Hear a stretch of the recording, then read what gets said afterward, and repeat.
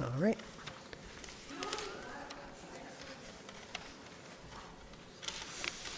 No problem. Thank you. Welcome everybody to Aurora's Committee of Adjustment meeting. I'll start by introducing the committee members and staff. I'm your committee chair tonight. My name is Grace Marsh, and the remaining members of my committee, starting down at the end, are David Mango, Roy Harrington, Tom Plamondon is my vice chair, and Hank Gosar. Tonight for staff, we have with us our acting secretary treasurer tonight is Marty Rokos. Our planner with us tonight is Caitlin. We have a committee secretary with us, Ashita, and we also have the new secretary treasurer observing tonight. That will be considered tonight. The following process will occur. I will briefly outline the purpose of the applications. The applicant or the agent will then be given an opportunity to make a presentation, however, one is not required. It is the applicant's decision whether they wish to speak or let the application come forward and address the committee. Those members of the public who wish to speak must clearly state their name and address. Make sure the microphone is on, please. And they must also sign the corresponding request for notice form that's on the table in front of you for the public record. After completing the form, please provide it to the acting secretary treasurer tonight. Each individual may speak only once on an issue, and once discussion has commenced amongst the committee in respect of a motion, no further presentations will be made. Please note that this meeting is being audio and video recorded, Action of Privacy Act. This will help our town clerk prepare accurate minutes and to create a record that is available to the general public, including posting on the town's website. Any questions about this collection should be directed to the town clerk. Please ensure that all questions and/or comments are directed through me as the chair, and if relevant, I will request the appropriate person to respond. It should be noted that the applicant may be given an opportunity to respond to any questions or comments that the committee feels relevant. The reports that are being considered tonight are also on the desk before you. If you wish to receive notification of any of the decisions of tonight's meeting, please complete the appropriate form, but the owners and the agents will be automatically notified. So now we'll commence tonight's meeting, and I'll ask the committee if there's any declarations of pecuniary interest. No. Thank you. Seeing none, I will look for an approval of our agenda tonight. We have one amendment before we go for a motion. We do have a deferral request for application number 2, which is 202 Ridge Road. So we will, when we get to that one, we will be looking for a deferral on that. So could I have a motion for the agenda, please? Hank? Seconder? I'll second. Thank you. All in favor? That carries. Thank you. Confirmation of the past minutes. We do have minutes before us tonight in draft form from our meeting of Thursday, May the 10th. And I'd look for a motion in regard to these minutes. Through the chair, in light of the fact that I believe we just received these minutes, I haven't had a chance to review them. I'm going to make a motion to defer approval of those minutes, if I may. Certainly can. Can I have a seconder? Is there a seconder for that? Thank you. All in favor? That carries. Thank you. Okay, so I think what we will do is move item number 2 up to item number 1, as it's a relatively quick resolution. The applicant has requested that this be deferred to the next available meeting. Could I get a motion for that, please? Hank, and a seconder, please. I'll second it. Thank you. All in favor? That application is deferred. Thank you. So now we'll return to application number 1, which is 250 Industrial Parkway North. Application MV 2018-13A and B. The purpose of application 13A, the applicant is seeking relief from the provisions of zoning bylaw 6017 as amended. The application is proposing to permit an equipment sales and rental establishment use on the subject lands, thus requiring a variance.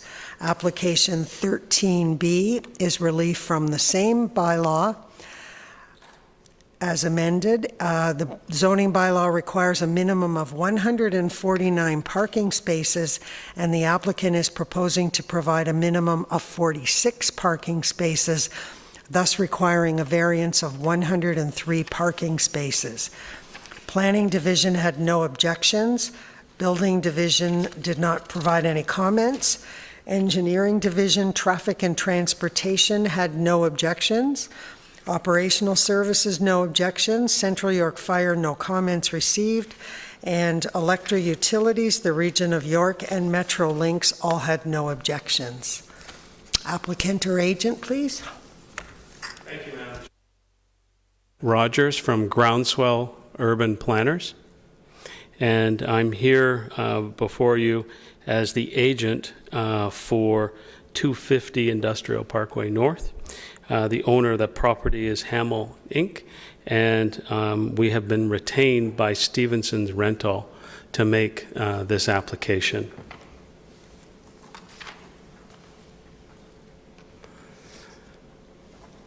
I'm not sure if the members of the committee have a copy of the aerial photograph, but I just wanted to put that up there. This is the subject site. There's it's 250 Industrial Parkway North. There are two access points to the existing property. It's currently vacant, and Stevenson's Rental have entered into a contract subject to tonight's decision for a long-term lease for this property. And as a result of our review of zoning bylaw 6000-17, we've made an application on behalf of Stevenson's to include a use which would be defined as equipment sales and rental establishment. And we are doing this through the variance through the Committee of Adjustment. In addition, well, because of the change in the use, we did a parking requirement calculation, and the requirement for this type of use is much higher according to your bylaw. However, in order to justify the reduction, staff at the town and planning department asked us to do a parking study. We did do that parking study, and because about 70% of the equipment is actually taken to the site, there aren't a lot of people that would come to this property, and as a result, the parking requirements are much lower than your bylaw stipulates. There will be a maximum of about 20 employees working at this facility, and there will be some contractors in pickup trucks that come in and pick up rental equipment, but the majority of equipment is put on a trailer, and it's trailered to a construction site, and that's how it's rented out. The traffic consultant went to other similar sites, similar sizes, and submitted that parking justification report to your staff, who reviewed it on Monday of this week and signed off on it. I think, Madam Chair, you've done a good job of describing the application. I don't want to duplicate a lot of what you've said. There's obviously no issues from any of the departments at the town. We have reviewed the staff report, and we do concur with the recommendations, and we believe, it's our opinion, that the 4 tests have been met, and the application is desirable for the area, won't create any adverse impacts, and is appropriate. The use is appropriate for this area in Aurora. I am pleased to answer any questions that the committee members may have, or any questions that members of the public may have. Thank you. Excellent. Thanks very much, Mr. Rogers. So if you just want to maybe grab a seat. Sure. I'll open this up to the public to ask if anyone has any comments on this application. Please come forward. Just asking again, anyone from the public wish to comment on this application? Okay. Thank you. Seeing none, then I will look to the committee for any comments or questions they would like to make. Start down here, Hank. Thank you, Madam Chair. It's a question to the applicant.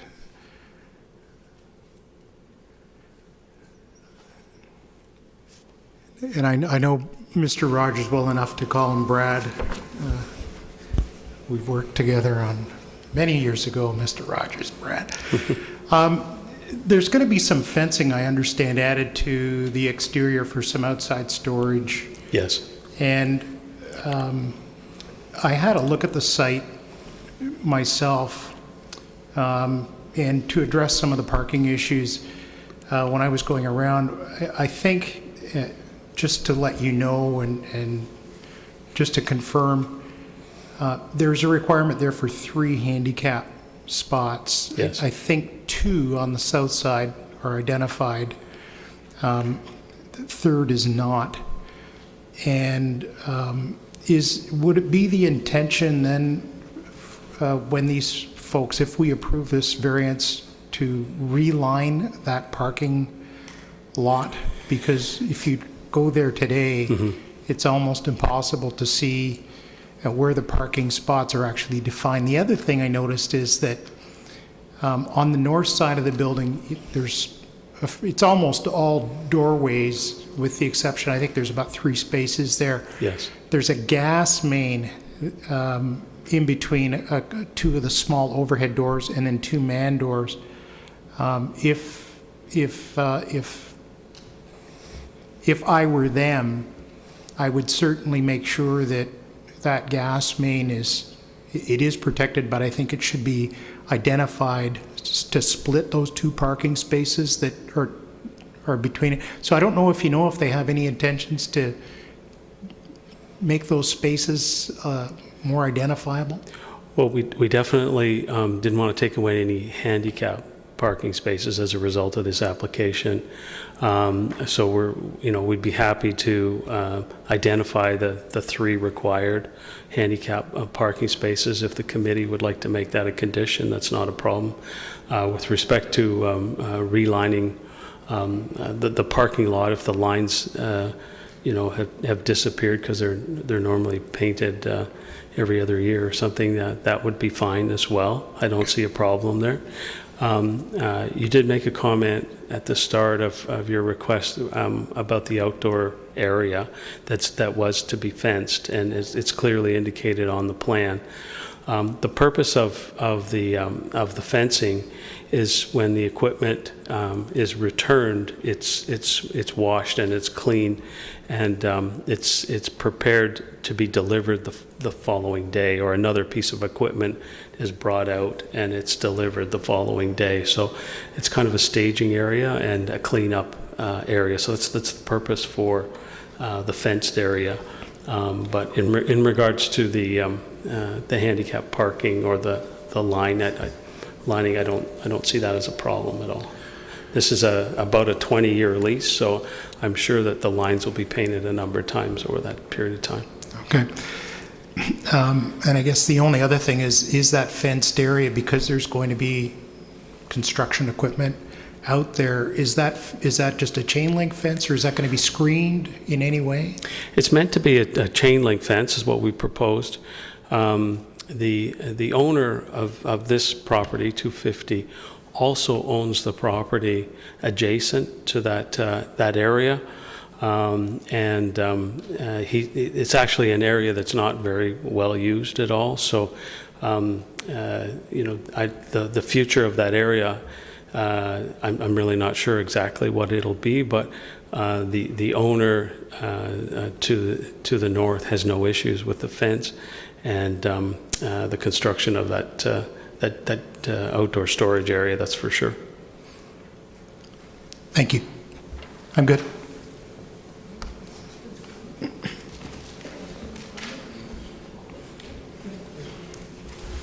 One comment to staff.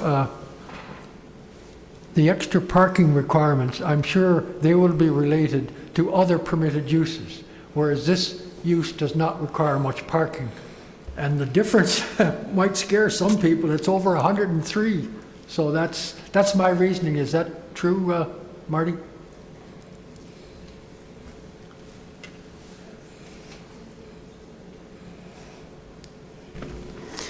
Through the chair, that is the correct number, and that's the building division that interprets the bylaw based on the use and the number of parking spaces, and that is the number that that is needed for a minor variance to go with their plan. I have just one question for staff as well. The AODA, does it have requirements as to how accessible spots must be lined, signed? My understanding is there's standards within that act that will require something be done to make those very visual. What I guess where I'm going is not necessarily a condition we need to apply. If staff confirm that that is covered in the act, then I'd be quite comfortable with that. Does anyone know? Through the chair, that's correct. The building division, through their preliminary zoning review, has provided comments that the barrier-free parking space dimensions must comply with Section 5.8 of our zoning bylaw, which basically implements the requirements of the AODA. Which addresses the size. I was thinking more about the visibility. The vice chair raised the fact that they just didn't appear to be very visible, and I think that is also part of the standard in the act. I believe that's correct. We can look into that, though, and get back to you if you wish. Okay, thanks very much.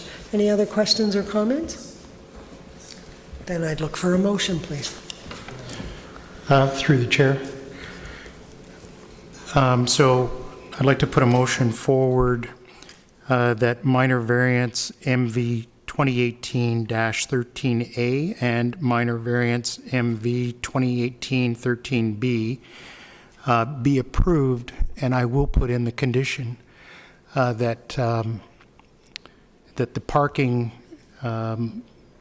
spaces be properly identified, and that any compliance with identification of the handicap spaces be a condition of this approval. Okay, is there a seconder for that motion? Hank? Okay, all in favor? That carries. Thank you.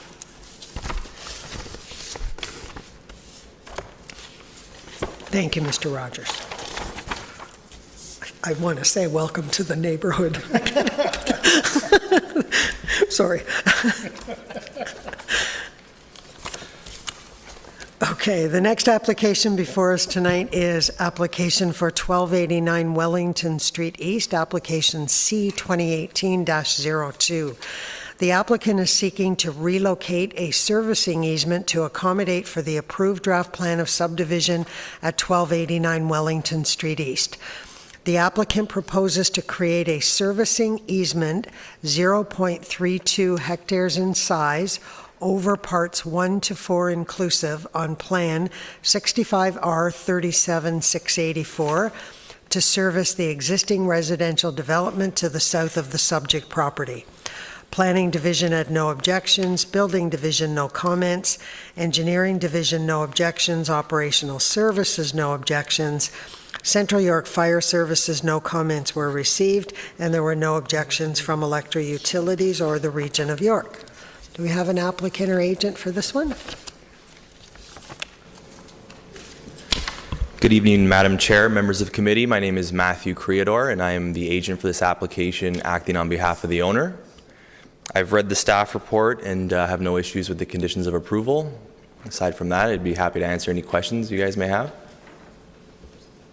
Okay, thanks very much. Are there any members of the public that would like to address this application? One more time, any members of the public that would like to address it? Thank you. Seeing none, I'll look to the committee for comments or questions. None? Side of the table? None, then I will ask for a motion, please. Also move, Madam Chair. Approval? C2. Can you push your microphone? There we go. Oh, no. You guys are fighting on the mic. Go ahead. We got it.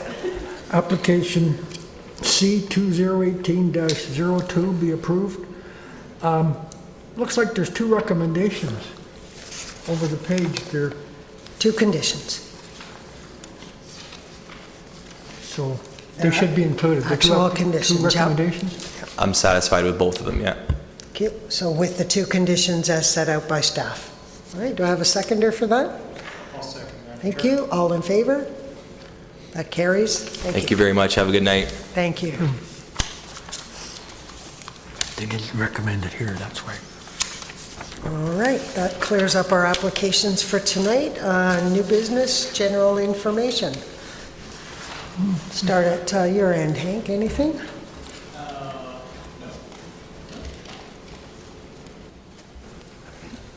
Through the chair, so this really isn't new business or general information, but in light of the changes that have or are about to occur from a staff position, I'd like to, on behalf of the committee, thank Marty Rokos for having stepped into Justin Leung's shoes as well as his own for the last number of months. And thank you very much on behalf of the committee. I know that we aren't going to see you as much. We will probably see your name on some of the staff reports and comments coming forward, but it has been a pleasure to have you sitting at this table with us and providing us with your expertise and comments over the last, since certainly I've been at this table last few years. And at the same time, welcome Antonio Greco to the town of Aurora and staff and this committee. We look forward to your involvement here as well, and just wanted to welcome you as well as thank Marty. That's great. Thank you. Any new business, general comments this side? No? All right, just an echo there. Then I'll look for a motion for adjournment. So moved. We are adjourned. Thank you.